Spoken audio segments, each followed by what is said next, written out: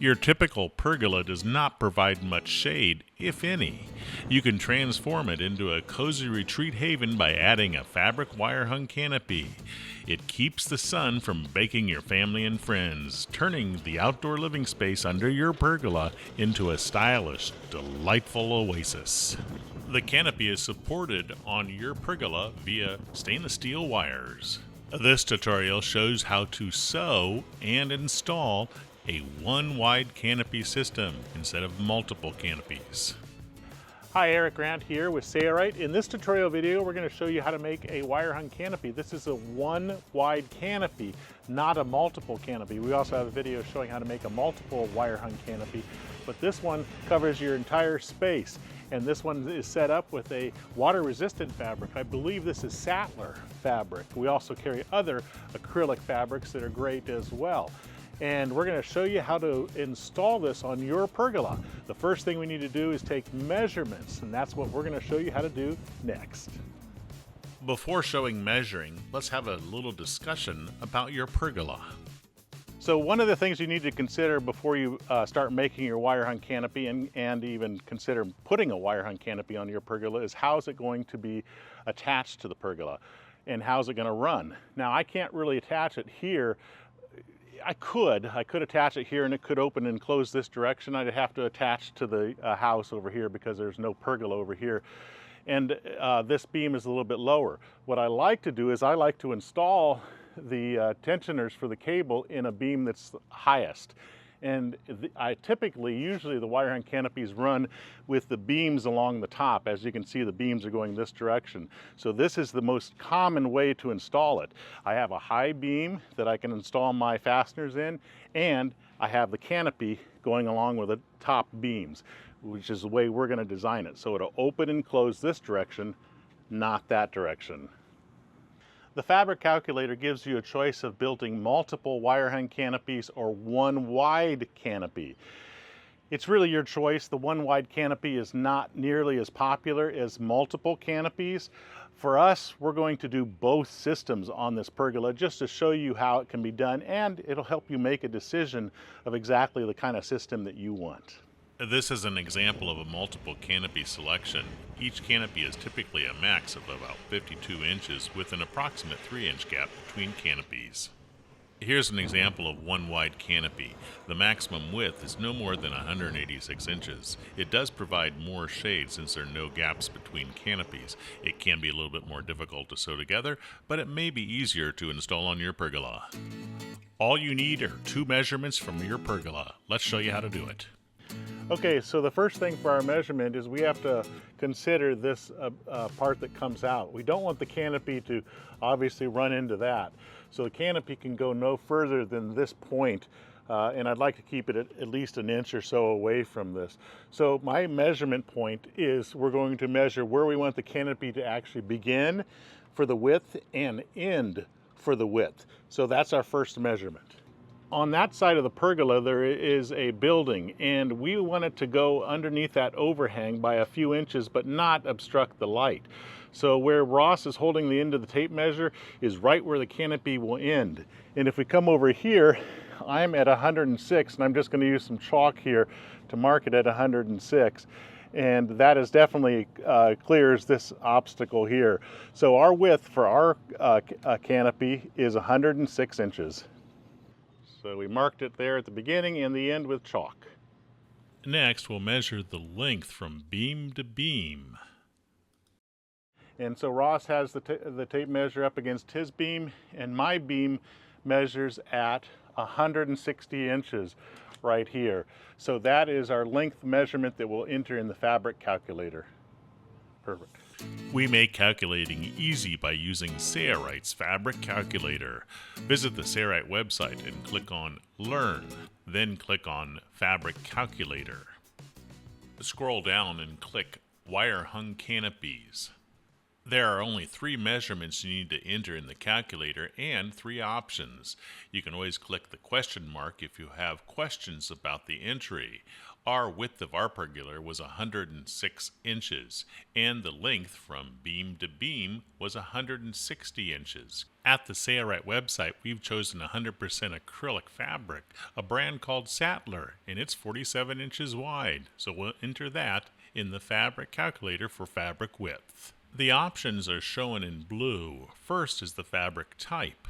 If you select a mesh fabric like Fifertex Plus, Fifertex Stripes, or Textiline, you don't typically have to worry much about water drainage. But if you select a water-resistant fabric like the one we selected, Sattler 100% solution dyed acrylic, then you must provide a way for the water to escape, either with a grommet or by canting the canopy. For our system, we're going to slant the canopy so that water can drain off in lieu of using grommets. Here's a look ahead at our finished canopy. You can barely tell that it's 2 inches lower on our one end. This will allow the water to drain nicely.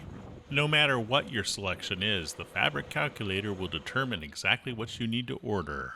The next selection is the retraction extraction system. This means how does the canopy open and close? Let's demonstrate the 2 choices you have. The webbing strap system uses a length of webbing with D-rings on the end. A 1 wide canopy, which is not shown here, will have 2 webbing straps attached to the front of the canopy on each end. To secure the canopy closed or open, a fender hook is used, and then a boat hook or other tool is used to attach the D-ring to it. Now, the Pulley open-close system uses a line with pulleys to control up to 3 canopies at a time. The canopies are closed and opened with a control line running down the post of the pergola. The choice is yours. The next selection is whether you want multiple canopies or 1 wide canopy. We're going to make 1 wide canopy, so we're going to click on that. Once all those entries are made, you'll get details on the dimensions to build the canopies and a full materials list for your particular pergola.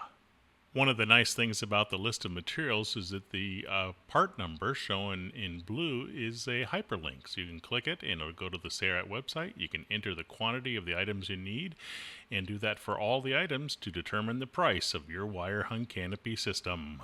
We selected the Pulley open close system, and it has a materials list and quantities needed for that. If you've selected the webbing strap system, it'll have different materials and quantities. Scroll down a little further and you'll see a tools list that's not typically in the average person's toolbox. Then you'll see household tools. And finally, general sewing instructions, which will help with the sewing procedure. But the video overall is the best help of all. It's now time to cut our fabric to size and sew panels together for our 1 wide canopy. For the 1 canopy that we're going to make instead of multiple canopies, our fabric calculator for us says to cut 3 panels and sew them together, and each of those 3 panels should be cut to 184.26 inches. I'm just going to round it to 184. So how do you do that? So what I've done is I put my fabric on a table and I've taken a tape measure and put it on the edge of the table and marked it at 60 inches so that I could have my roll sit here. Then I don't have to work on the floor, and all I need to do is put the edge of my fabric up against the table, roll it out to 60 inches, and then I mark it gently at 60 inches with a pencil, and then I come down here, put this mark at the end of the table, and roll it out to the next 60 inches, and so forth until we get the length that we need to cut our fabric. I'm using a T-square to make sure that I get this edge to be straight. The other edge I wasn't concerned about because this is the edge I'm going to start with. And I am using a number 2 pencil. These are going to be cut lines, so I don't have to worry about the pencil. And I'll probably be using a number 2 pencil for the whole project for this Sattler marine grade fabric, or I think they call it Sattler awning grade. Now let's cut it with a hot knife. I'm using the Sailrite Edge hot knife, and this hot knife has a precision cutting foot and blade, so I don't have to worry about it damaging the table. It's an awesome foot. And do I need to cut this with a hot knife? This edge is going to be rolled under, so you're not really going to see this edge. You could cut this with scissors, but there are some edges that have to use a hot knife on a synthetic fabric like this that could unravel. Okay, we've got the first one cut. We're going to roll out the next one, cut it, and then roll out a third one, just as the fabric calculator says, 3 panels. Then we'll show you what's next. To sew panels together along the long sides, we're going to do an overlapping seam.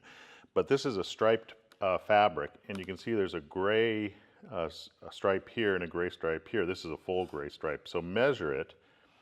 It measures exactly 3 inches. And what you want is when you overlap it, you want this one to equal 3 inches.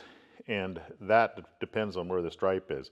So I've cut up a little piece of scrap, and I'll put this on 3, right there.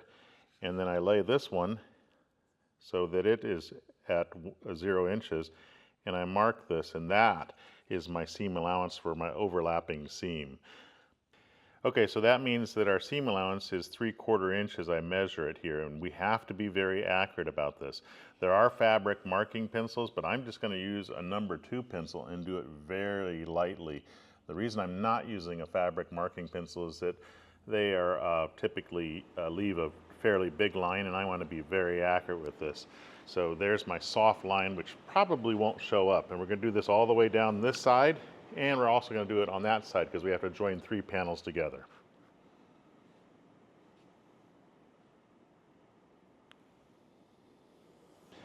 I'm going to put the double-sided tape, this is an acrylic basting tape, but in other words an acrylic glue, all the way down both long edges.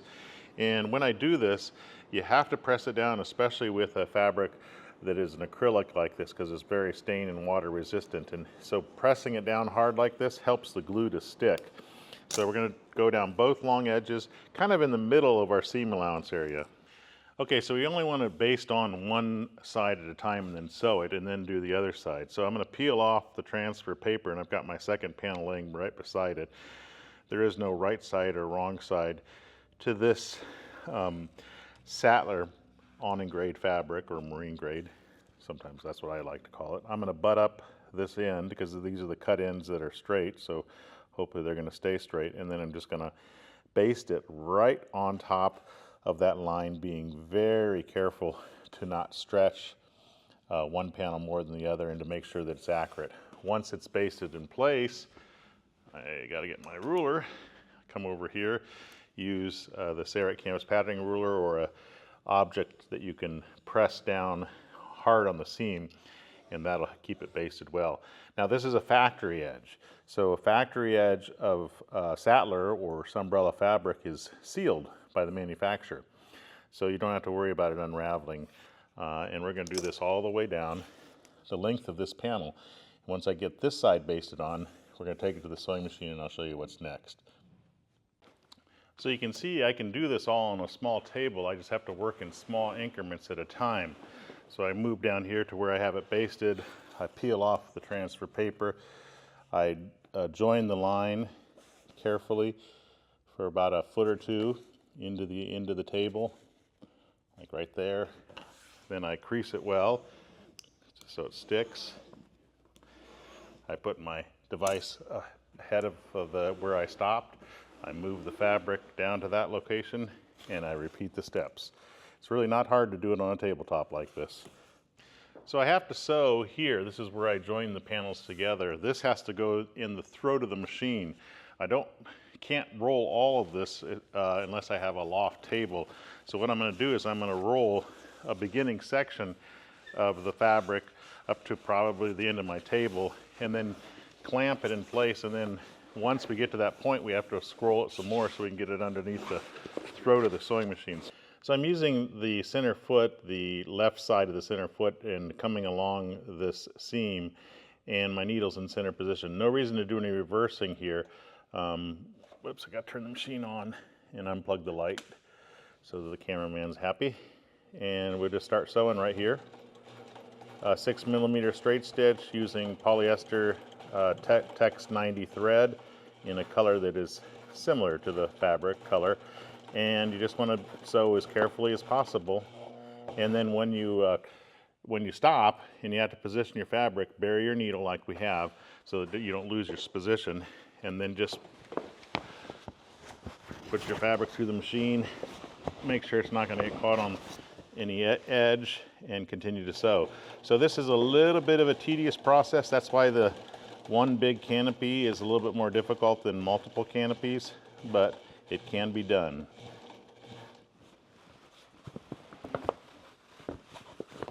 We're using the world famous Ultrafeed LSZ sewing machine in an industrial tabletop. It is amazing how much fabric you can actually get under the arm of this sewing machine. It is a mechanical walking foot sewing machine. Portable yet heavy duty. Bury the needle, reposition. Because we buried the needle in the fabric, we could reposition the fabric without losing our last spot. I'm going to scroll up the fabric as I get to it. That's basically all you do. Just keep it going in there and guiding it. Not too bad. Notice that my hand is right here, and I'm lifting the fabric up so it doesn't get caught on the table, and it's actually going over my shoulder. This is one way you get large panels like this sewing. So as I was sewing, some of it became unbasted, but not a big deal. If that happens, don't pull your fabric out. Just basically baste up to where you can baste it on that line that you drew, and then just hold your finger here and sew up to that point. And then when you run into your finger, not through your finger, stop with the needle buried and baste it some more. Lay this flat and baste on your line. It's easy, so don't let that panic you. Remember, the double-sided tape doesn't stick permanently. It's meant to stay in there, but it doesn't stick permanently. So this seam is sewn with one stitch. I want to sew in a second stitch, but I like to sew it on the other side so I can actually see where the edge of the fabric is. So believe it or not, I'm going to flip the panel, and this side that was scrolled will be on the outside, which means I have to scroll it through on the other end. Don't worry about all this crazing and stuff like that. I mean, that is typical for an acrylic fabric. Crazing is natural anytime it gets a fold. So I'm going to flip this around, and then I'm going to scroll it through on this end. We still have the double-sided tape because we still have to put another panel over here. But this basically is just going to go through the throat of the sewing machine now. Same process. So I have my fabric in here, and I think I'm going to leave the needle in center position. That puts that stitch right about there, which is pretty close to the first stitch. But I'm going to try to stay a little bit on the inside of the left side of my center foot just to make the stitch a little bit further from the first stitch. And again, no reversing, and we're just going to sew down this side in the same manner.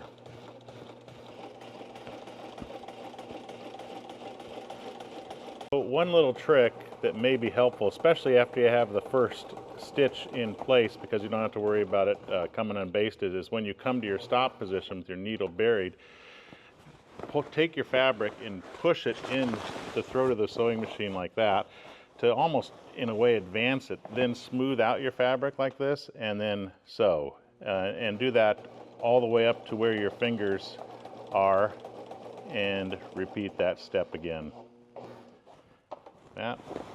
So the fabric calculator says I need the assembly to be cut, that's after it's sewn together, to equal 107.5 for us. Okay, so you need to look at the calculator to determine what you need. But I already have two panels still sewn together that equal, when I measured them, about 94 inches, which means I only need a strip more that's about 14 inches. So what I'm going to do is I'm going to cut the last panel, not to 14 inches, I'm going to leave some extra in there, probably to 18 inches. So what I'm going to do, I'm not going to show this, but I'm going to take that last panel, I'm going to cut it to 18 inches, and I'm going to sew the factory edge, or baste the factory edge, to this panel assembly. Then I'm going to take it to the sewing machine, and I'll only have 18 inches to contend with through the throat of the sewing machine, which makes my job as sewing much easier. That may not work out for you, but if it does, great. So here's my last panel, and if I use the clear acrylic ruler at 18 inches, which is right there, that puts my cut right about here. So I'm just going to use this stripe as my cut line, and I'm going to cut with scissors. This will be the edge that I don't use against the other panel. I'll use the factory edge. After basting this strip on, we'll take it to the machine and sew it. Since we're using a water-resistant fabric, we're going to hem the factory edge first. Our 18-inch panel's been sewn on, and this is the side we cut with scissors. This is the unraveling that you can expect out of an acrylic fabric. I'm not going to work with this side, and I'm not going to cut it to size yet. What I'm going to do is I'm going to go to the factory side, which is all the way on the third panel, right there. This is the factory edge, and right now we don't have a right side or a wrong side for this fabric. Most of them you won't have. We're going to hem this to 3/4 inch, which means at 1.5 inch we want to strike a line so that we can fold to that line. So we're going to be pretty accurate here. Technically you could use the stripes of this fabric to do that, but I'm going to go ahead and mark it lightly with my pencil all the way down. And let me show you what we're going to do after I get this second mark on here. So I'll put this one on. Okay, so what I'm going to do then is I'm going to put double-sided tape all the way down this running side. We're not going to do this to the other side. We're going to put this about 1/4 inch away from the edge because we're going to, after we sew this hem in place, then we're going to concentrate on where we're going to cut the other end, because this is obviously too large. Okay, so I stopped here just to give you an example of what we're going to do, and I'm just want to use the canvas patterning ruler to adhere the double-sided tape well to the acrylic fabric. This is Sattler. We have many great acrylic brand fabrics, and we happen to be using Sattler here. Peel off the transfer paper, and we're going to fold to that line and create a single hem all the way down. This just gives it a finished look, and it also provides strength for the edge. And then we're going to crease it well with the Serrat canvas patterning ruler, and we're going to go all the way down this side. We're on step 1 of the general sewing instructions. We're going to fold the edges to create a 3/4 inch hem. Here's our hem, and I put the needle in the left position, and I'm going to use this foot here to get pretty close to that edge. And I did a little bit of reversing here at the beginning, not much. And we're going to sew down this seam. Everything's basted together, so it should be pretty easy. All right, and then we're going to take this back to the table, and I'll show you how we cut it to size for the next hem on the long side. We're going to cut our fabric to the appropriate width plus hem allowance and hem the final edge. The cut width should be 107.5 inches before hemming. However, we hemmed one side already to 3/4 inch, so since our finished width needs to be 106 inches and we need to add a 3/4 inch hem to the last edge, we need the panel to measure 106.75 inches. Forgive us, the mic was left on the table, so I have no good audio. I line up the hem to the edge of the table because we're going to use the table to measure this out so we don't have to place it on the floor and use a long tape measure. And I go to my 60-inch mark that I used earlier when determining the length of our panels, mark the fabric, move the fabric down, and then measure to the desired cut size. This is just an easy way to measure fabric without having to get down on your knees, something I hate. Okay, so we move the fabric down, and I can take a tape measure now and measure from the mark that I made, and we can cut it to the exact width that we want. Our desired finish is 106, but we need to add a 3/4 inch hem, so it's 106 3/4. Using a straight edge or a T-square, we're going to strike a line at that location. Then we'll use a hot knife and we'll cut the fabric. It's very important to use a hot knife since we're using an acrylic fabric which will unravel if it's not cut with a hot knife because we're only doing a single hem. Okay, I just discovered that the mic was laying on the table. Now we have our audio back. So the hem is facing up, away from the tabletop, which is what we want, which means that I'll be folding the hem on the same side over here. So all I have to do here is take the clear acrylic ruler, place it on 1.5, and I did take a grease pencil and I marked where 1.5 is on both ends, and that'll make it so much easier because I don't have to search for the 1.5 on the clear acrylic ruler, and those come off so easily. So it's right here. Now there's a whole bunch of lines there that are going to make it hard to see my pencil, and I'm probably just going to use the line as my guide, and I'm just going to fold right to that point. So basically 3 lines in for me. If you don't have a line, strike it lightly with a pencil. We're going to put basting tape on it, and then we're going to fold to the line, which creates our 3/4 inch hem on this side as well. And then we're going to sew it just like we did the other side. We're not going to show that. It's now time to create the sleeves for the spline cording that'll slide into the awning track. The hem is facing down because the hem will be facing the ground, and this will be facing up, so water could shed off if it comes up to the edge instead of hitting the hem. So this is the edge that should be straight, but after you sew things, often they are not straight anymore. So I'm going to take a T-square. I'm holding it upside down so I get the longer edge, and I'm going to line it up perfectly with this edge. I know this won't go across the entire panel because it's a big panel, but as you can see, it's slightly off. So I'm going to mark this with a pencil all the way to this point, and then I'm going to start from the other end. So I'm lined up here against this hemmed edge, and it obviously is running into the other line, which is good. Strike it here. Now, do I have to use a hot knife for this? No, because this is going to be a double fold. So what I'm going to do, because if you don't use a hot knife, it'll unravel, but since it's a double fold, who cares, because it's going to be inside of another hem. So I'm going to use scissors and cut right on my line to make sure this edge is perpendicular to the hemmed edge. Back to the fabric calculator on the general sewing instructions. We're on step 2 now. With the hem facing down, now we're going to take our clear acrylic ruler, now that this edge is perfectly straight, and we're going to strike a line. Doesn't matter how hard you strike, because of the fact that we are going to hem to that line and then hem again. And we're going to create a 1/2 inch hem. So let's just stop there for now. I'm going to put double-sided tape on this, and I will show you the process for this hem and the next in this short run, even though we do have to go down the entire length of the panel. So let's stop there. Let's use our canvas patterning ruler. Okay, so this peels up, revealing the glue,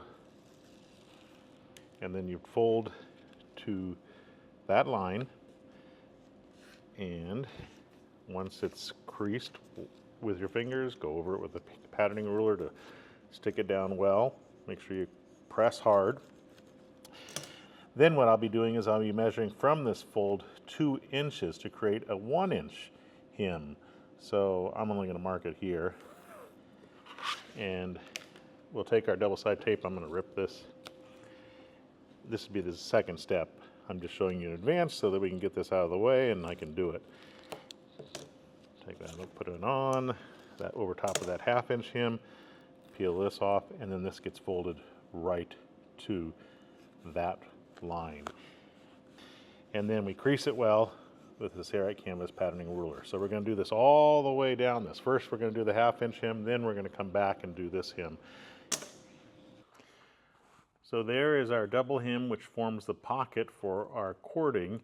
We're going to put the magnetic guide at 3/4 of an inch, and our needle is at center position here. So I'm going to butt the fabric up against that edge, and we are going to make sure that we do some reversing here, because this could come under some stress. So I'm going to do it a couple times. That's good. And then we're going to go straight along this edge, just guiding it in as we go. 3/4 of an inch from that fold. Pretty easy. We do not want to put the double hem on the opposite end yet, because we have to measure for our sleeves next. So don't think you can just move and do the next raw edge. You cannot. Okay, the Serite fabric calculator for our pergola says that each span will be 29.21 inches, and we have 6 spans for the length of our one wide canopy. So what I typically do is I use a yardstick or a nice measuring piece of equipment, and I mark it at 29.21, which is a little bit less than 1/4. I mark it on both sides with a marker. That way I can easily reference it. Now it's extremely important to have the hem on the long edge facing down, as you can see here. This will be facing up, the hem that we just sewed in for the sleeve. So make sure you do that before you take these measurements. In the general sewing instructions, we're on step 3 and 4. from fold to fold, this is the fold at the end, which is where we're going to start, where we created this. We're going to come over here and we're going to mark it right at 0, which is right there on the ruler, okay? And then since this is a long panel, I'm going to come over here, and from that same location, I'm going to mark it here so that I can strike a line that is perfectly straight with that edge that we just made. So light line here. This doesn't have to be light because it's actually going to be hidden in the awning track. Let's do it over here. Put a mark here. Now I'm going to take a straight edge, and I have a long straight edge, which is very nice. And I'm going to go from mark to mark and strike a line and making sure that I'm right on those marks, as you can see that I am. So we're going to do this, and then I'll move the fabric down the table, and we will strike this line all the way down the, what is this, the width. So to do this on a table, you just simply do this so that you can easily measure and mark the remainder of the panel. Nice. All right, this is the part where you really need a second helper, because you're going to grab it where the line is with your thumb. Bill and I are doing this, and then we want to fold that portion under. And then what I'm going to do is Bill's going to put it on that line. Yeah, there you go. Perfect, like that. And now what I can do is I can work on the end and crease it right on that line, going all the way down. Now, see how this is off right here? This will eventually be perfectly in line with that. So if I do it like that, then I know it should be perpendicular to this edge. So I'm going to crease it here, and I'm going to take a stapler, and I'm going to staple this in place. And if I keep my staple close to the fold, I'll never see those holes because the cording is going to go in here, and the awning track will slide into that. So then we're just going to go down the edge. See, I'm right on my pencil mark, and I'm going to hold it with my fingers, and I'm going to put another staple close to that edge, about a ½ inch or so, it doesn't matter. And we're going to do staples about every probably 8 to 6 inches, probably more like 8, down the entire length of this. And when we get to the other end where Bill is, we will move the fabric.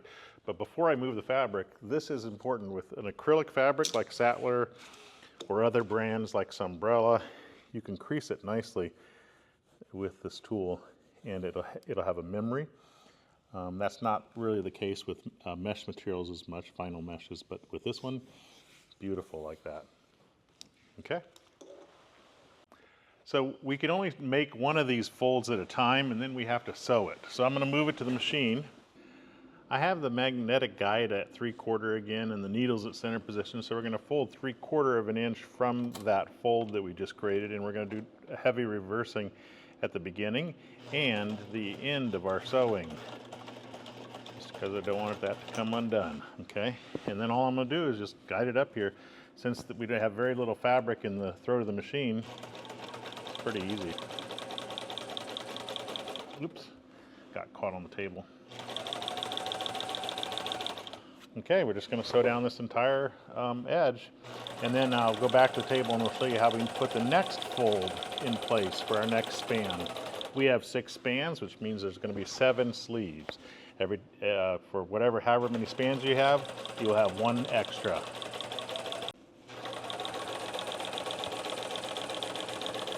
We're going to go ahead and pull out the staples that we inserted, and you can just do it with a screwdriver. As you can see, it's really easy. Now you notice that this hem is facing up because we folded it under, but this hem is facing down. That's the way it should be. So this is exactly where you want it positioned next. And then you want to take this, and hopefully if you've done it right, this fold is right where this fold is, and it is. You can see it's right where my mark is. So now what I'm going to do is, again, mark it and strike lines at this position.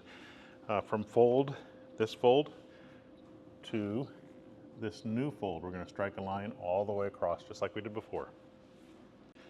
Okay, I have the cameraman right now, and so what we're going to do is we're going to grab it again with our thumbs this way, and this is the one that we just sewed. We're going to tuck it under.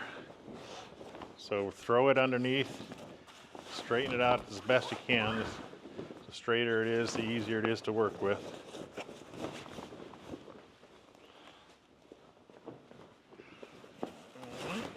There we go, that's better. Okay, so now there's the fold. So I can do this without a second helper now. So basically we're just repeating the steps again. We're folding right on that line that we created, and then we'll staple every 8 or so inches apart from staple at about a ½ inch from the line, and we'll crease it well.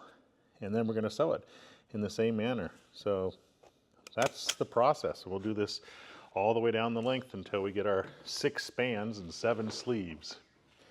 Now when we reach the other end, we're going to have to cut it to size, and I will show you what we do once I get all of these sleeves in and reach the final sleeve, which will show you how to cut it and do that one. We're now on step 5, which is to measure the final span and add 1½ inches. We'll show you how to do that now. The sleeve is facing up, and this is our last sleeve before the end here. So the process here is to measure up, but you need to add. So fold this sleeve back so you go from fold to fold and lay it nice and flat with it on 0. And then mark here, but where we marked for all the other ones, but we're going to add 1½ inches. So let's just put it on 21. That would be 22½, okay? So this will be our cut line. So let's do that at the next juncture and the next juncture. We're not going to strike a line here, but the point that's 1½ inches away from where the fold will be here. The hem should be down as it is here, and we're not going to use a hot knife for this because it's going to have a double fold just like it did on the other end, so I'm just going to cut it with scissors right on that line that I struck.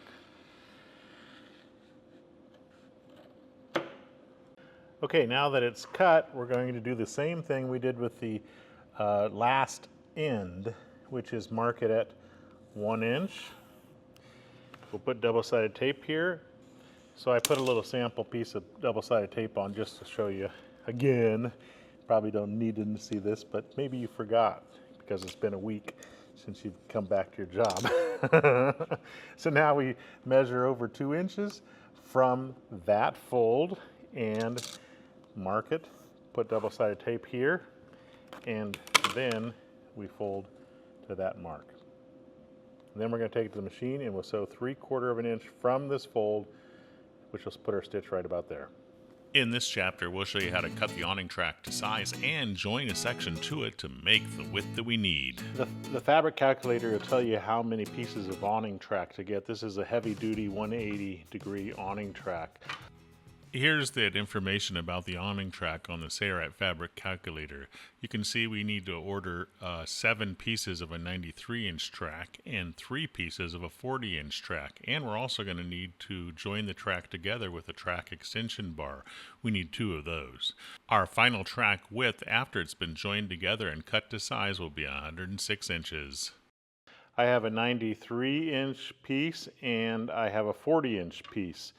But you need to confirm the measurements before you cut. So I'm going to measure to make sure this is 93 inches. Yes, it's 93 inches. So to make my 106, which is my width, means that I need to measure 13 inches of this piece, and I've already marked it with a marker there. So we need to cut this one, and we can use the other portion for other pieces of track because I have 7 tracks for my application. So I'm going to take this and put it on the edge of a table, and then I'm going to use either a vise or a clamp and clamp it to the tabletop so that I don't have to hold the track on as securely. And you can cut this track with a hacksaw. There are other ways you could cut the track too, but a hacksaw works pretty well here. And this is a hacksaw with a lot of teeth.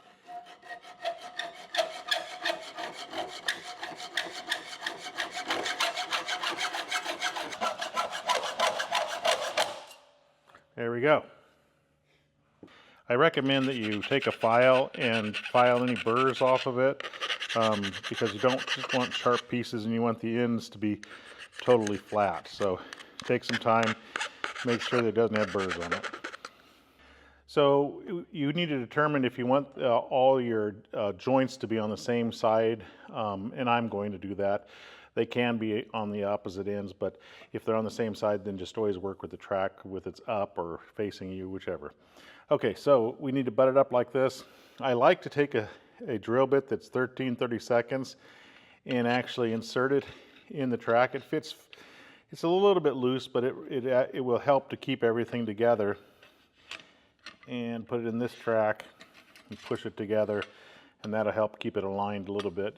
And then this is a U-channel, it's aluminum. It's used to secure the joint, and it's 40, what is it, 40, it's 4 feet long. And I like to cut sections 8 inches long out of it. I've already cut some with a hacksaw here, and all I'm gonna do is just make sure that the edges are smooth and there are no burrs with the file. If anything, the back side has to be completely burless so that it can sit flat up against the flange of the awning track. So that's the most important burrs to get off of this. Okay, so what this is going to do is it's going to go in the middle of the joint, so that leaves about 4 inches on each side, and we're going to rivet it. But before we do that, I'm going to actually put the double-sided tape on that we used for the actual project, and this just helps to secure it in place. And peel off the transfer paper. It sticks like gangbusters to this. So this is a temporary hold. Okay, with the track butted up to itself and no burrs or debris in the way, I'm going to set it close to the round portion, but not so to the point where it can't sit flat. And I'm just going to estimate where the center is. That looks pretty good to me. Push down hard and then check the side profile here to make sure that it's flat. And if it isn't, move it away from the track and it'll sit flatter. But I want it close to there, just not so it's not flat. Okay, so now I'm going to use a measuring device, and I'm going to mark for the rivets. And from the joint, I want to rivet at approximately 1 inch from there. Oops, is my marker going to work? Yeah. And then from the end, I want to rivet at 1 inch from the end. And I want to do that on this side as well. 1 inch from the joint, 1 inch from the end, and it doesn't have to be exact. Okay, so now we use an 1/8 inch drill bit, and we have a substrate on the bottom that we can drill through, which is really important to keep it from burring when the drill bit comes out the other side. So I don't mind ruining this. 1/8 inch drill bit.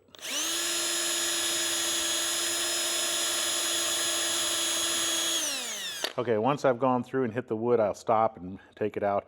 Then I'm going to drill the next one on the next side, because that basically kind of locks it in place. And then this hole and the other one as well. Okay, so the holes are drilled, and we have that drill bit in there. You can kind of just walk the drill bit out with a tool like this. This works pretty well all the way to the end. And reuse that again. Now we need to set our rivets, and this extension track that you buy from Sayrite has the included rivets. So we put a rivet in the riveting tool. To prepare it, the riveting tool, you can just use a standard riveting tool. I like to place it over the edge of a table and flip it to the back side, because I want the rivet head to be on the back side. So I'm going to hold the extension track on the bottom side with my fingers, and I'm going to push the rivet through, and I'm going to make sure that the tool is flat as I press the trigger until the mandrel breaks. Okay, now I noticed that the track came apart. No big deal, because when we drilled it, it was together. So the next one I'm going to do is on the opposite side. Doesn't matter which hole, but I just got to hold it in place and push it through. And do this again, and I'm going to do the same thing to the other 2 holes, and I'll show you what it looks like when we're done. Here it is with all the rivets installed on the front side, and here they are on the back side. That's what it should look like. Now we'll install the snap clips to the awning track. Next we'll be installing the snap clip, and it has some bolts and some spacers and obviously a 9-lock nut. The range for a snap clip on the left side and the right side is anywhere between 6 inches to 16 inches, and we don't want it to land on top of our joint here. 8 is optimal. I try to always go with 8 if I can, and so we definitely can because that falls well within that range. So I'm going to go to the other end. At the other end, I want it to be whatever that measurement is on that other side. For us, 8 inches. So you may be asking, how many cables do I have for my one wide canopy? And the calculator actually tells you without telling you. If you look at the calculator and if you look at the cable tensioner for wood, it's a 2-pack, it says there are 3 of them, which means I have 3 cable runs. Or if you look at the wire rope stop clamp, it has 3, which means I have 3 runs of cable. So now that we know how many cable runs there are for your particular application, for us is 3, we're going to measure to our first mark, 8, multiply it times 2, which is 16, and then we're going to take that and 106 is our width for us, minus 16, and that's 90, and I only have 1 cable left, so I just need to basically divide that by 2, and I get 45 inches, and that's 45 inches from whichever mark you have. So that means we place the cable in the center at 45 inches right here. So I have marked the track already there. So our system has 3 cable runs, 2 on the ends and 1 exactly in the center. But if you had 4, you just take the measurement from mark to mark and divide it by 3. If you had 5, you take the measurement from mark to mark and divide it by 4. And then you mark those locations and you know exactly where your cables run. So here's our mark, 8 inches from the end for us, and I placed this at 3/4 of an inch because we want that hole to be 3/4 of an inch down from the upper portion of the flange. So I'm going to mark an X there, and I'll do that for every location where we have a snap clip. So now I'm going to use a 1/4 inch drill bit for the snap clips. And you notice that I have the sacrificial here that I'm drilling into, and I have the same height over here so that it's nice and flat, which helps in this process. You can actually pre-punch a hole here with a punch if you'd like, but if you hold the drill bit down hard and go like that, it won't wander on you because it's aluminum.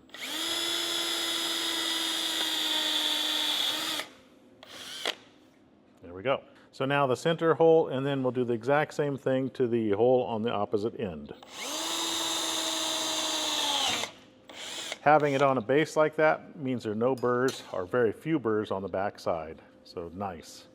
The snap clip assembly is a 2-pack, and this is one and this is another. So we're going to grab our bolt first and the spacer that is not as high, the low one, or the thin one I should say. We're going to put it on our bolt, and then we're going to run our bolt through the back side so that the bolt comes up on the side that is curved. We'll put our thicker spacer here. This separates the stainless steel from the aluminum. I like to position my snap hook towards the center. That's not a rule, that's just a preference for me. And then I'm going to thread this on, and it has a nylock nut, and so you won't be able to do it by hand when it hits the nylock, and just leave it loose for now. And then we're going to go to each one of these holes, and we're going to follow that same procedure yet again. So on the front side, I'm going to use a Phillips because that's what this nut is, or bolt I should say. And over here I'm going to use an 11mm socket, and it doesn't matter where the snap rests. I'm going to tighten it down, and then I'm going to look to see if the bolt is almost flush with the nylock portion of this, and it is. This should be fairly tight, but it doesn't have to be exceptionally tight. And in fact, you don't want it to be too tight. I can go a little bit more with it. There we go. Now see how that's flush with the nylock washer? We're going to do that for every whole location. Once we have one track assembly complete, we're going to use it as a reference for all the other ones, which puts the joint on the same side, which is what I like, though it's not a big deal if it doesn't go on the same side. So here we go again. I'm not going to show any more of this. In this chapter, we're going to discuss the retraction extraction system choices that you have. You have two choices for an open-close system. One is the Pulley open-close system, which uses ropes and pulleys, and the second one is a webbing strap system. Let's show you a little bit about how they work, and then you can select the one that you want to use. The webbing strap system uses a length of webbing with D-rings on the end. When making a one wide canopy, you'll have two straps on one side of the canopy to open and close it. To secure the canopy closed or open, a fender hook is used, and then a boat hook or other tool is used to attach the D-ring to it. Now, the Pulley open-close system uses a line with pulleys to control up to 3 canopies at a time. The canopies are closed and opened with a control line running down the post of the pergola. The choice is yours. This is the hardware you'd have to make the strap for the webbing strap system, and this is some of the hardware for the pulleys and rope system. Okay, so we're going to take the length of our track. For ours is 106. We're going to divide it by 2, and we're going to come up with a measurement of 53. We need to put in 2 locations for either the rope or the webbing strap systems, and one needs to be a little bit on this side, and one obviously needs to be on this side. So since my measurement was 53, I don't want any of them closer than that measurement we come up with. Take the length of your track and divide it by 2. The result is the minimal distance from either the rope pulley or the webbing strap locations. For us, that amount is no less than 53 inches, and that must be centered on the track, and no closer than 3 inches from the snap clips. Half of 53 is 26.5, and this is the center for ours, and you want to find the center and put that on the center mark. And we're going to put our rope closure system somewhere within this range, no closer than this measurement. It can be here, or it can be all the way 3 inches next to this snap if clip. So you can position it from here all the way to 3 inches from here, but obviously we don't want to put it in any of the junction things. We want this hole to be 3/4 of an inch down from the top edge, or approximately. So X marks the spot, and we'll do the same thing over here. Now, since we're doing the pulley open rope close system, I'm going to use a 3/8 inch drill bit, and I'm going to drill all the way through the track here. But if you're using the webbing strap system, I'll show you what you do instead. At our marked locations for the pulley open close system, drill a single 3/8 inch hole at each mark. Okay, so that hole is drilled. Obviously use a sacrificial table on the bottom side. So that's going to be where our line comes through. But if you're using the webbing strap system, you'll be instead installing a strap eye, not on this side, but on the other side, right at that position as well. So what I'd do is I'd mark it here with the track laying like it is, even though this doesn't go on this side. I'd mark it here, and I'd mark it here, and I'd use an 1/8 inch drill bit and drill through it. Then I use pop rivets, and this goes on the back side through those holes that we would have drilled. And obviously your webbing strap goes through like this, and you bunch it up before you put the what do you call them, pop rivets in, and that's your webbing strap system. But we're not doing that. If you're using the webbing strap system, use an 1/8 inch drill bit and drill 2 holes for the strap eye. And again, I'm using a sacrificial surface on the bottom. If you selected the webbing strap system, this chapter will show you how to make the strap. So now we're going to show you how to make the webbing strap. This is an optional choice if you don't use the open-close rope pulley system. Now, when we show you the webbing strap on the actual pergola that we're using as an example, you'll notice that the webbing strap is too long. Well, we corrected all that. So what you see now about the measurements for the webbing strap will actually fit much better than what you see in the video when we demonstrate it. If you selected the webbing strap system in the fabric calculator and you scroll down, you'll see a list of materials for the webbing strap system in lieu of the pulley open close system. So we have a polyester 1-inch webbing, and it's black. Then what we want to do is we want to take the span measurement. Ours is 29.21, so right about there, and then we need to add 5 inches to that. So let's just go 29. So 1, 2, 3, 4, 5. We're going to cut it to 34 inches for us. Yours will be different depending on the span that you have. We're going to cut it with a hot knife. So on one end of the webbing, run a D-ring. This is the number 0 D-ring, 1 inch. And make a loop that's approximately 1 inch. Doesn't have to be exact. That looks good like that. Take it to the machine. So I'm using some black thread that I had laying around. That way it just looks better. And I'm doing it with a zigzag stitch, and I'm going to sew forward and back several times to secure it well. You can do it with a straight stitch as well. Now, just to keep this bottom leg from popping up, I'm going to sew with another stitch right here at the end. We have this sewn on now with 2 zigzag stitches reversing several times. So I'm going to take the end of this and I'm going to fold this back to 2 inches from the edge of the webbing. So from here to here. And it doesn't have to be exact, it just has to be close. If you went to the edge of the D-ring, it'd be almost 3 inches, which looks like right about there. Now what I'm going to do is I'm going to take this to the machine and I'm going to sew it right along here, creating an eye here. So this will basically be loose. So take it to the machine. We want it a little bit less, like 3/4 of an inch of an eye. So I'm going to sew it right about here. Again, you don't have to be exactly accurate with this. And this is just going to be 1 zigzag stitch. So going back and forth, just 1 stitch to form that loop, but make sure you do it heavily because it is going to come under some stress. That should be sufficient. So here's what you should get. This goes like that, and this forms the eye, and you are done with this end.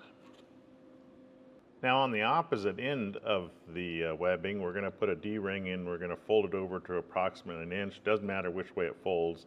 And we're going to sew 2 zigzag stitches yet again.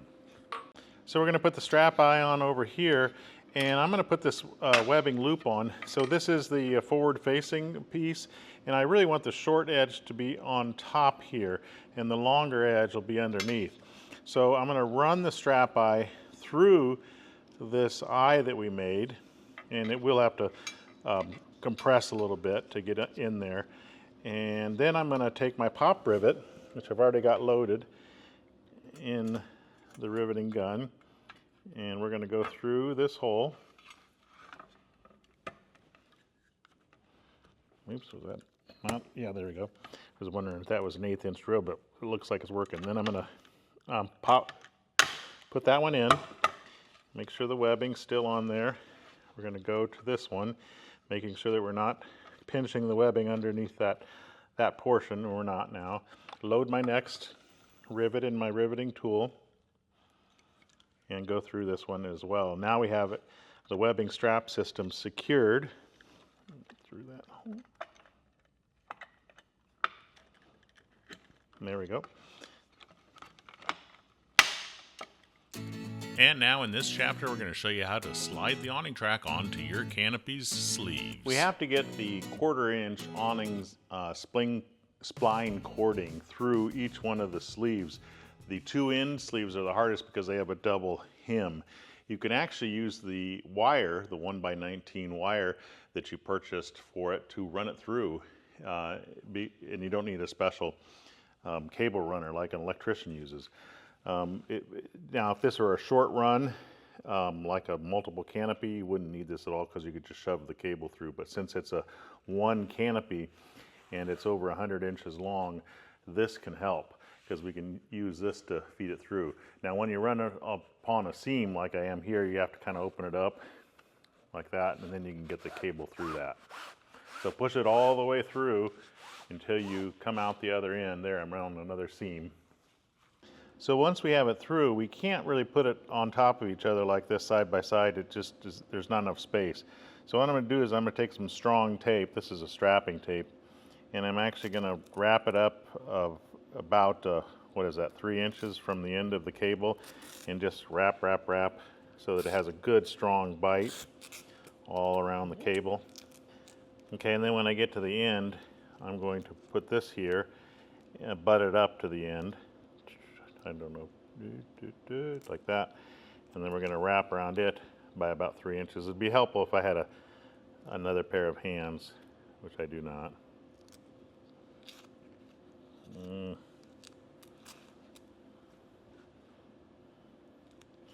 Not doing as clean a job as I want because I have to hold this there now. Now I can pretty much do it more efficiently.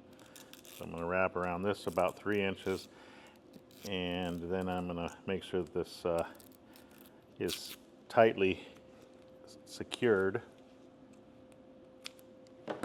Okay, make sure that it's biting down well, and it is. And really you should have a second helper so that they can hold the entire canopy in a line, but I'm going to shove it through this end that has the awning spline cord, and then I'm going to go to the other end and we're going to hold the canopy straight in a straight line so we don't have a bended portion. Cameraman's going to hold it over there, and now I can pull it through relatively easily. If it comes untaped, you just have to do it again. We're almost there. Now the other runs are much easier than this one. This is the toughest one and the other end because of the double hem. So there we are, we have the awning spline cord all the way through. Now we're going to cut the awning spline cording so that it's flush with the end, and we'll do the same thing, making sure that there are no wrinkles in our fabric on this end. It's almost flush, that's good enough. For the ones that aren't on the ends, you may not need the wire cable, depending on the width. If it's super wide, you may need the cable, but you might be able to feed this through without it. I'm going to try. We're going to start with the one that has either the strap eye or the push-in grommets for the open rope close system, and we're going to put it on the end. And I like to put this flat side out away and have this side going towards the canopy. Now it would be helpful to have a second helper for this, but I think I can do it. The ones on the ends are always going to be more difficult than the ones in the middle because of the double hem and the hem on the edges as well. So take your time here, and if there are any burrs, make sure you get them knocked off. Got that on, and then we carefully push. When you run into a seam, make sure that it doesn't catch the seam. This is where that second person can be more helpful. See how it's catching? Got to make sure that it doesn't catch the good. And get past that, good. And we're going to go push it all the way to the other end. So now we're going to put in each successive one, and we're going to make sure that the flat side is the same as the flat side over here. So this is the one that's going to go on next. I don't think you need to see this again. I'm going to grab my cameraman as a second helper. Okay, we're going to use a number 8 by 1/2 inch hex head stainless steel screw, and we're going to drill it into the channel right where the hem is to keep this from possibly migrating out of the channel. And we're only going to do it on one end. That's all it takes. So I'm going to use an 1/8 inch drill bit, and I'm going to drill within that 3/4 inch hem area, and it's only going to go through one side.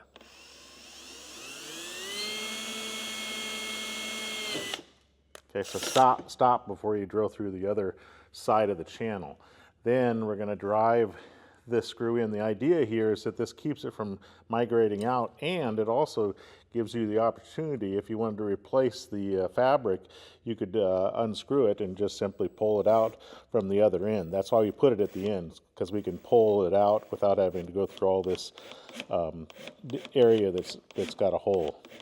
So right like that, and we're going to do that on every one of these. So here and the next one, just on one end only. That secures it in place. With one wide canopy, you can cant the canopy, or you can install grommets if you're using a water-resistant fabric. If you're building a canopy that is using a water-resistant fabric like Sattler or Sunbrella, you need to consider drainage because it will capture water and cause you problems. If you're building a one wide canopy, you have two choices. You either cant the fabric down 2 inches on one side for drainage, or you put grommets in it. For our one wide canopy that we are constructing, we're going to cant the material down so that water can drain off. If you're using a water-resistant fabric like Sattler or Sunbrella, and you could not cant the fabric downward, then you must put in the grommets, and we'll demonstrate how to do that on some scrap fabric. But if you're using a mesh fabric like Tex Plus or Textiline, where water can eventually drain through it, you don't have to worry about canting the fabric or installing the grommets. Here are the calculations for grommet placements if you're using a water-resistant fabric and you can't cant the canopy downward so water can drain off. Use a calculator and enter the width of your canopy, then divide it by the appropriate amount. Again, I'm going to take the track length, which for us is 106, and I'm going to divide it by 4. So that I can put 3 grommets in a canopy like this for water drainage. So at every 26.5 inches, I have my fabric on the table, one span, and I'm going to measure from track to track, and I get 28 inches. Half of that is 14 inches.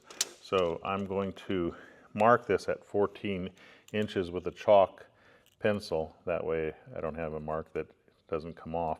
Every 26.5 inches, I'm going to put a grommet. This doesn't have to be exact, but I'm going to make it exact. So 26.5 would go right here, and there is our mark. And then what I would do is I'd measure, X marks the spot. I'd measure 26.5. I'd find the center again, and I'd mark it here, and I'd mark it over there. Now, we're not going to put grommets in this system because we're going to actually have this system at a cant. It's going to be tilted down. It's going to be 2 inches lower on one edge, which will hopefully have the water drain off, because this is a fabric that is water resistant. It'll pool up and cause problems if water can't get out of it. So either you put it at a cant, 2 inches down is what's recommended from the opposite end, or you put in these grommets. Now we're going to put grommets in some scrap fabric just to show you how it's done, but you basically know where the grommets need to go for each span so that water can drain out. This is some scrap fabric, and this is a number 1 plain washer grommet kit, and it includes a die set and a hole cutter and a little cutting pad. So I'm going to do this on some scrap just to show you how it's done at that position that we marked. I'm going to put the cutting pad underneath, which is a block of wood, and we're going to put it there. This is the cutter. We just hold it on the spot where we want to punch a hole. There's no need, well, let me pound this first. There is no need to reinforce the fabric at that location because it's not going to come under any stress. So we're going to put the male portion in the hole that we just created, like that, and we're going to put the anvil part down here, put it on there, and we're going to put the washer on top, and it has a concave side. You can see it here, that goes down. The convex side goes up, and then we're going to put this on. You do have to give it a few blows to set the grommet. Roll it to get it out because sometimes it sticks. You just want it to be installed so that everything's flat. For better water flow, this has a ridge, so this should be the underside if possible, and this should be the side facing the sun because there's less of a ridge, but it's not a big deal if you get it reversed. This is an optional step. You can make a control tape that'll help control swag. This is a top view of a canopy without a control tape. There's no webbing on the snap clips. Adding a control tape can help control the swag of each span. It is an optional step. Here the canopies do not use a control tape, and they still look good. But here the control tape is used. You can see it along the top. And you can see the spans are more consistent from beginning to end. So the choice is yours. You can use it or not. Okay, this is an optional step. It's what we call the control tape, which is basically a webbing that goes from snap clip to snap clip. And what it does is it controls the swag, in other words, the built-in curve of each of the panel spans. So if you choose not to use it, what you'll find is at the end of your canopy, you'll have more In other words, the one that's up against the fixed area, it'll have more of a swag, and the one at the other end will be less of a swag. If you use the control tape, which is webbing, which we're going to show next, that can help control that so that the swag between every single span is more consistent. The choice is yours. Let's show you how to make one if you want to do it. So use a calculator and put in the length from beam to beam. Ours is 160. Always subtract 3 inches. This is for the gap at the ends, and that comes up with your total. So your length minus 3, and then you divide it by the number of spans. So divide it, for us we have 6 spans. So we need to put a slit every 26.16 inches, and that's what we're going to do next.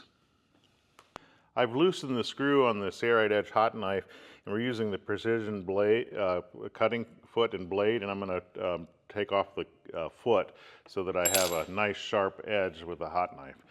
And so here's 26 on my tempered cutting glass, and this is a little bit less than a quarter. It's about the half. So I'm going to put a line with a marker here because this will come up easily on my glass after I'm done.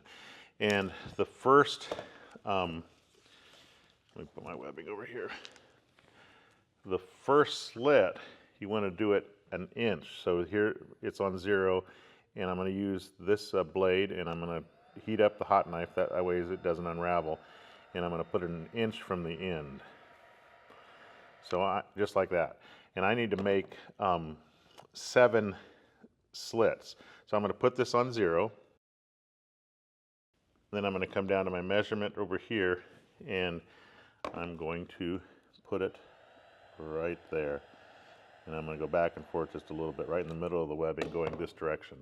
And then we move this to 0, right there, 0 inches. And we repeat the steps until we have 7 slits, since we have 6 spans. So however many spans you have plus 1. So we are going to put holes in this 7 times because we have 7 tracks. So, and that way we don't have to measure the whole length of the webbing.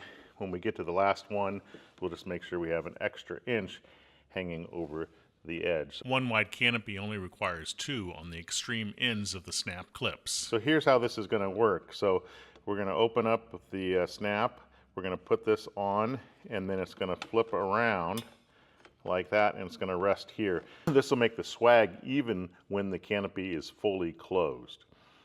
Okay. In this chapter, we'll determine where the cable tensioners are to be installed and how to install them. Okay, so we just installed a multi wire hung canopy, and now we're going to install one wide wire hung canopy. So you're going to see on the beam up here that there are already tensioners installed, and those are level. Usually with the multi canopy, those are all level. With the one wide canopy, we like to get it at a cant so water can drain off. So we like it to be 2 inches down on one side. I'm going to use this cable that we already have installed for the multi canopy and snap it to it. We're going to go over how to install cables later on. And what we want, if you don't use grommets, we want it to come down 2 inches on this side so that water drains off of it. If you don't want to cant the canopy for one wide canopy, you can install grommets in each of the spans. And we have a chapter on how to do that. But if you can, try to have it come down 2 inches on the opposite end, which is we're going to do over here. So this is the one on the end, and this is where they are level, and we mounted those at 4.5 inches, and we want this to cant down to 2 inches below that, approximately. So I'm just going to take my chalk, and I'm going to put it in the center here, and I'm going to mark right there would be about 2 inches. So you wouldn't have these in, obviously. You aren't going to be installing 2. So basically, there's where our tensioner needs to be installed, but we need to put it right where the hook is. So I'm going to mark it right where this snap clip is with an X, marks the spot. Okay, so now I'm going to hold that here, and I'm going to mark the center one as well. So right here, and that would be the top. So I'm going to put an X here.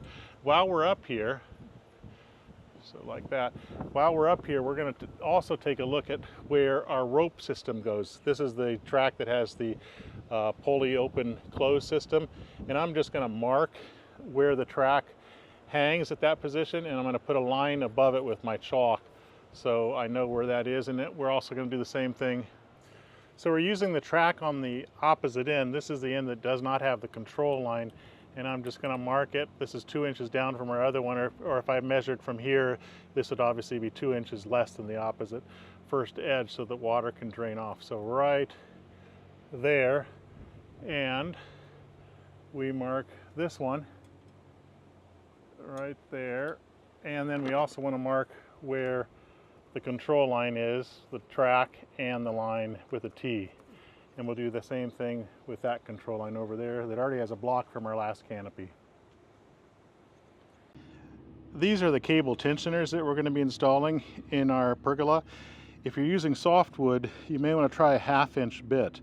If you're using hardwoods, 9/16 inch. You don't have to use a spade bit like this, but this brand makes a really good spade bit. We're going to do a 1/2 inch because I believe this is cedar. If it doesn't thread well, we'll move up to the 9/16. We want to tape the depth that I want to drill, and I want to drill so I have a little bit of space back behind the cable tensioner. And obviously I don't need a drill past the flange. So I'm going to put a piece of tape on my bit indicating where I want to stop drilling. Electrical tape works great for this. This is a white electrical tape. There we go. So I'm going to try to drill as level as I can right at our spot and stop at the tape.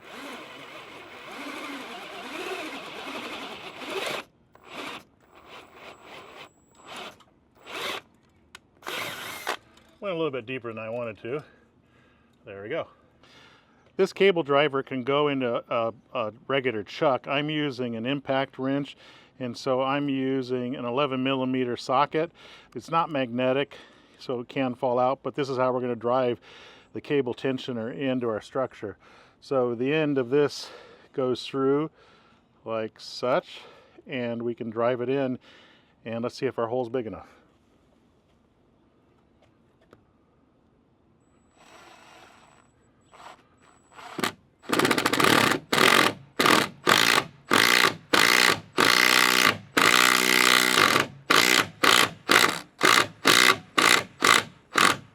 Now when I get closer to the flange, I'm probably going to use a wrench.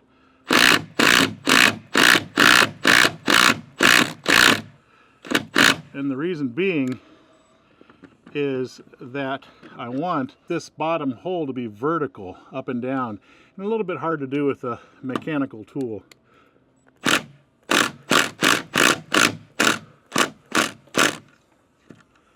I'm going to use my wrench now.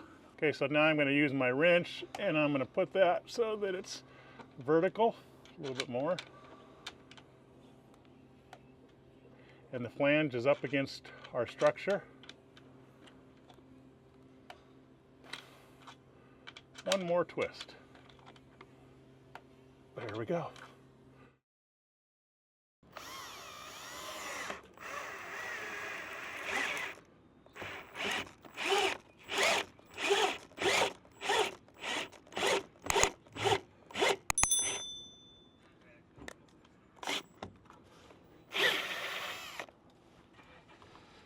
Good. So this is the driver in a standard drill. It doesn't work as well as an impact wrench, but it does work if you don't have an impact wrench.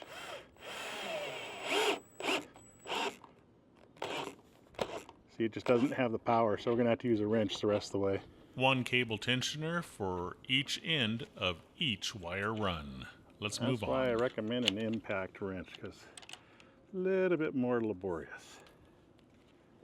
In this chapter, we're going to show you how to cut the wire rope to size, and we're going to tension it in our cable tensioners.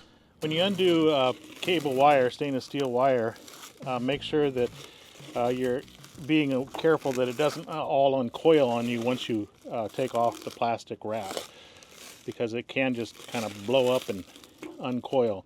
So I'm going to hold my hand here to prevent that from happening. And There we go. Now, if you take the cable wire, we'll take that off at the end, and if you just start taking it off the top, it'll kink it. But if you take it off like this by having the roll on the ground flat, then you will have no kinks in your stainless steel 1x19 wire. Onto the end, I'm going to put a key first, and then I'm going to put a oval sleeve to lock it in place. And since this was cut, you may have to rotate this around to get it on the end. Once it gets on the cut end, it'll slide smoothly. Let me show you how. Rotate, rotate, rotate until it's on. Push it back, let it fall, and then take the sleeve and do the same thing. This is the first end. And we're going to just basically put it like a 1/4 inch or so from the end. So now I'm going to use the crimper, and these are set on 8. You can see the 8 here and the 8 here, and these roll around for different crimping abilities. We want them both on 8. Open it up, and we're going to crimp this twice. And we're going to do it close to the one end. Make sure that's all the way on the sleeve, and then crimp down hard at the 1/4 inch, approximately, right about there. There's one, nice crimp, and then the second one's going to go here.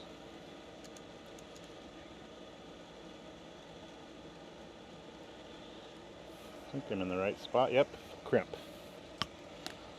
Okay, so that sleeve is crimped on the wire nicely. After crimping, if the tool was set up appropriately, you'll see the number 8 on the sleeves. It doesn't matter which side you start on. We're just going to start with this one, and we're going to feed this in, making sure the key goes inside as well, like that. And then usually you can just let go of the cable.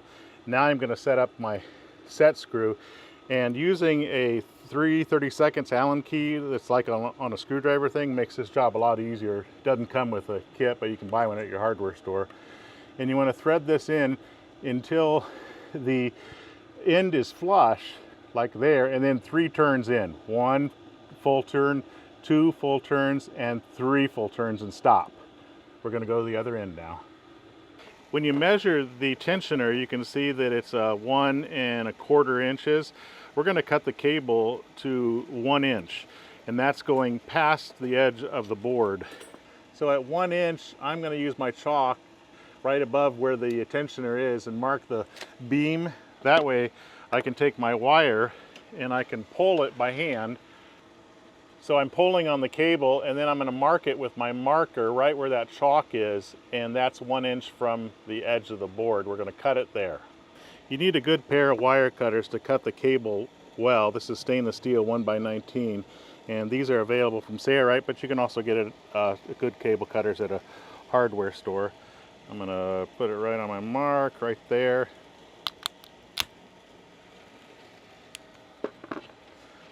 Nice cut.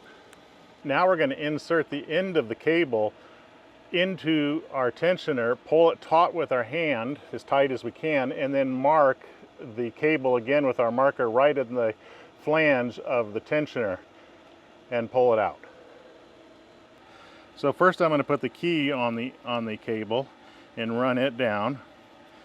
And then I'm going to put the sleeve on the cable, and then I'm going to take the key, put it on my mark, and move it 1 key's distance away from the mark, like right there. We're going to crimp this on with it at this distance. Now, do you have to be exactly accurate? No, but you want to be about there. I have a helper that's holding the cable, which makes this a lot easier. I'm just going to crimp it on there, and then I'm going to move it around. I'm going to get it in position without crimping it all the way. Yeah, that's a good position. Then I'm going to position this right where I want it, which is there, and I'm going to crimp. Okay, so now we have it exactly where we want it. It's a little bit further, but it's going to be fine. And you can see there's an 8 on the crimp as well on the sleeve. That means you've got the right settings on this. And then we're going to crimp it one more time, just like we did the other end. And this is how we're going to do all the cable runs to measure them to size. Just like that. Insert the cable and the sleeve in the key, and then use the nut and tighten it down. Should be pretty easy. If the cable runs into the wood on the other end, you can always take it out and trim it a little bit shorter, as long as you're trimming past the sleeve. Okay, once I get it fairly snug, I am going to, because I can't hardly do it with this tool, switch to a L Allen wrench. Now I'm using an Allen wrench with an L so I can get some torque on this, and I want this cable to be nice and tight, and you can tension both ends almost 3/4 of an inch, which should be plenty of the way we installed it. Sorry if my hands are getting in the way, but I'm going to tighten this down hard. The other set screw is already 3 turns in, but it can go much further. So I'm going to tighten this up a little bit, and I'll show you what kind of tension I'm looking for by pulling on the cable. So the cable is never going to be totally tight, but this is what I'm looking for. Something fairly tight like this. Well, the weight of it's always going to cause it to sag a little bit. That's normal. So you need to do this with all the runs. If you selected the rope pulley system, watch this chapter. It'll show you where to install the hardware. Here's a look ahead at the rope pulley system in operation. It uses blocks and pulleys to open and close the canopy. The line or rope will need to come down one of the pergola's posts, or it could be the building, and that is what we call the control line. Determine where you want it to come down and install the hardware for it as follows. We mounted the cheek block about 4 foot up from the ground, and we just use these 2 screws to do so, and it mounts up like this. And then above that, by anywhere from 8 to 12 inches, mount this, what do you call this thing? Yeah, a cam cleat. And if you're not careful, it will come apart. Without the screws are what hold it together. So I've already mounted it at this position, and that needs to be done at the control line side. So I snapped the track up here, and there's where we marked it for the pulley open rope open close system, and there's the top of the track. But you can just use the track as a gauge, and you want to put this on about a half inch or so up from that location straight, okay? And you have to put this on before you put the block on.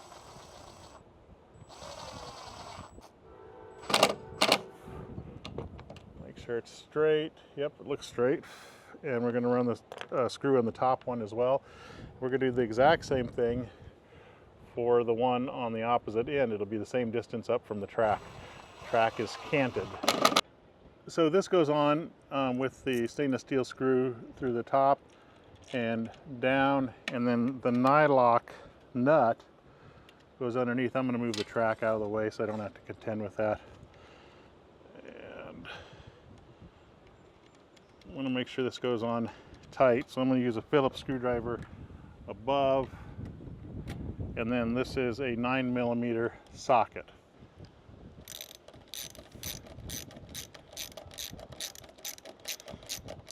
Make sure it bites down well. You don't want this to move.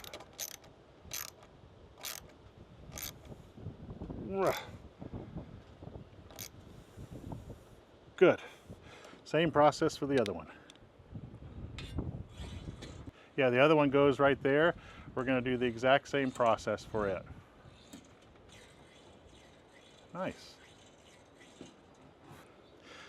So the single block goes on the opposite end of the control line, and we want this, it has a strap eye, we want this to be just above the bar, so and above that hole for us. So I'm going to put it on right there, and these use a screw with a Phillips head. So I just need to get the drill from my aware helper. Upon reflection, it would have been more effective if the single block pulley were positioned 1 inch lower than what is currently depicted. This adjustment would allow it to rest slightly on top of the flange of the awning track. However, once the line is installed, it will not pose any issues. Making sure it's straight up and down.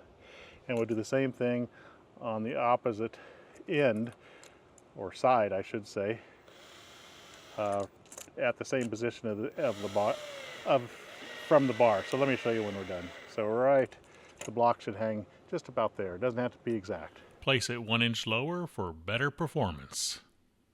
This double block here is going to go up here about 1 inch up from here, but it needs to be directly below the post that holds the control line, which we already have some stuff attached to it. So you don't want it above this, you want it over here so the line can come past the end of the track. And about an inch up from here, which would put it right about there. That's about an inch. And I'm going to use this long stainless steel screw first and screw it in. And we want to go all the way to the block, but we don't want it so tight that it compresses the block too much. That's good. Now we're going to turn the block at 45 degrees. So this is up about 45 degrees. So this smaller screw keeps it from turning, and we'll just put it right here, screw it in, and don't go too tight with this because you don't want this to just clamp shut. So that's perfect, just like that. Lines should come straight down here. If you use the pulley open close system, then we're going to show you in this chapter how to feed the lines through the block and pulleys. This illustration may help in that task. It shows a completed and working canopy. That's our control line, and so we want to come over to the first canopy's single block, which is this one. And you want to take your line and run it up through the back end, leave a tail of about 3 foot, doesn't have to be exact, and do an overhand knot so that this just secures the end of the line, and do it loosely. Okay, and then we're going to take the line, we're going to go all the way to the double block near the control line. Now we go through the top portion of the double block pulley and we pull all the line through. We want to go over any wire runs to the next block, and then we want to go through the top portion of this double pulley block, this is for the opposite end, and pull all the line through. We advise feeding it through the bottom portion of this block, not the top. Now for the single block on the opposite beam, we go through the bottom and out the top and run all the line through, and we go back to the double end block, or to the double pulley block on the opposite side, opposite end, I should say. Now at the double pulley, go through the underside of this pulley, go over the middle wire, and he's going to do that. Run the cable, or run the rope all the way through. If you feed it through the top of the block now, the lines won't cross. So we recommend the top, not the bottom, obviously. So we're not going to go through this double pulley, we're going to go over it, and we're going to go to this block that's at 45 degrees above the control line, go through one of the pulleys, I like to go through the one by the beam, then go to the cheek block below. So it should be like that. Doesn't matter if you go through here, if you go through there, but start at the bottom and then run the line through. We're going to go back up to the double block pulley that is at a 45 degree angle. Up from the cheek block, we go up through this double block pulley, the one that's left over, and we come over any cable runs, and we go through this pulley from the bottom coming out, and we actually run the line back to the single block pulley. So run it all the way through.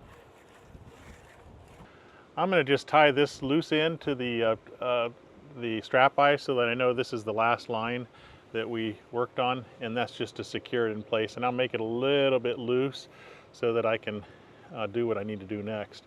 Overhand knot. Like that, that's all it needs.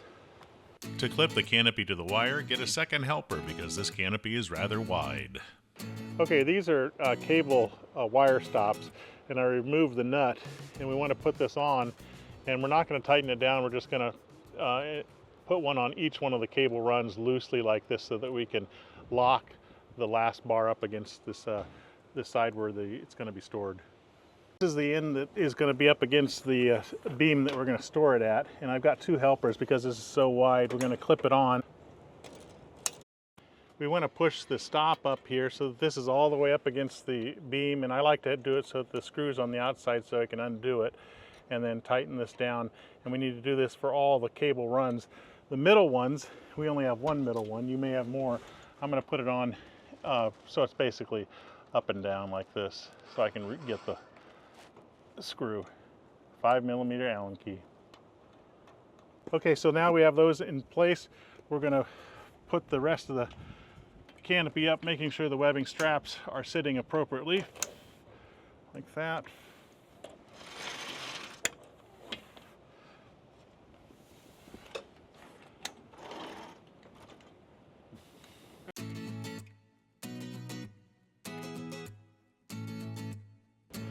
We have some slack in the line because we obviously didn't tie it super tight, so I'm going to basically cut this one here, because this one's going to have a knot on this side, with a hot knife. And this side, the other side's going to fall, which is quite okay. So let it fall. Make sure you cut the bottom one. Okay. And then this is going to go through this hole, and I'm going to tie just an overhand knot. And I won't do it super tight because I might have to do some adjustment. Maybe. Like that. And then the one that fell, we're going to grab, and we're going to go through this side with a knot on the back side. This is the one furthest from the control line, the end furthest from the control line. Let me get that. Okay, you can pull some excess out, put an overhand knot on this side. I'm not going to show that because obviously my hands are in the way. Now we need to push this so that they're all on top of each other, and they can't because that one is tied a little bit too tight. So I'm going to loosen that knot over there and push this all the way against this other beam. So this one's too tight, that's why I can't push it up against the canopy. I'm just going to untie it completely. This is the beginning one that we started with. And now let's push this all the way up so that it's flat against the beam, and it is.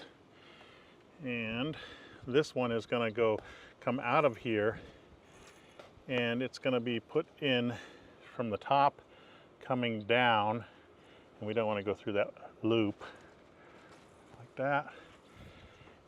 And let's just get this one out of the way. I'm going to let this one fall to the ground so I don't have to contend with it.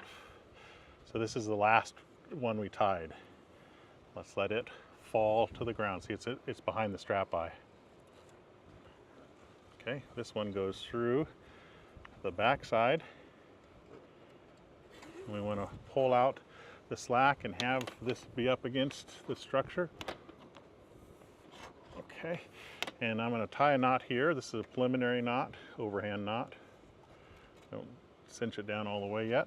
So the one on the ground I'm going to put through the hole, and I'm going to pull the tension out as much as I can and tie a knot on the back side, an overhand knot.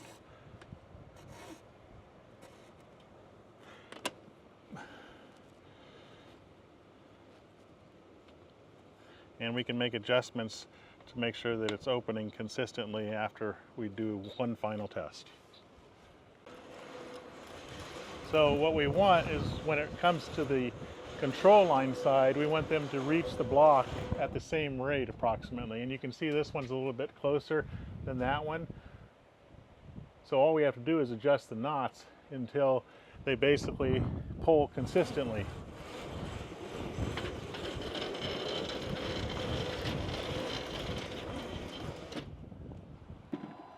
Okay, we're happy with it. We're going to cut it off, and I like to leave about an inch tail or so, just so I can make final adjustments if I need to later on. And we're done. Protect your family and friends from the sun with a wire-hung canopy for your pergola. Take a few measurements and check out the Say Right Fabric Calculator to see the materials that are required for your particular pergola. If you'd like to see a list of the tools that we used, they are listed on the Fabric Calculator. If you like this video, please give it a thumbs up, and also subscribe so you can be notified of new tutorial videos when they become available. We're trying to reach 500,000 subscribers, so your help is much appreciated. I'm Eric Grant, and from all of us here at Say Right, thanks for watching.